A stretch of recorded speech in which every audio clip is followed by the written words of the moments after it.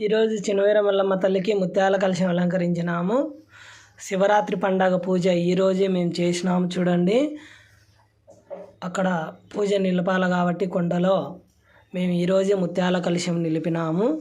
చూడండి, శివరాత్రి కొండకు వచ్చే ముందరగా ఎవరైనా కానీ ఈ విధంగా ముత్యాల కలశం అలంకరించుకొని చినవీర మల్లమ్మ తల్లికి మనం పలతల కొండలకు రావాలి. నైవేద్యం చేసి 10 మందికి పంచగా మనం చేయాలి.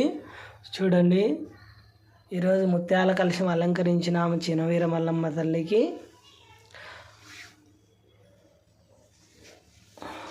శివరాత్రి కొండకు అందరికి రండి.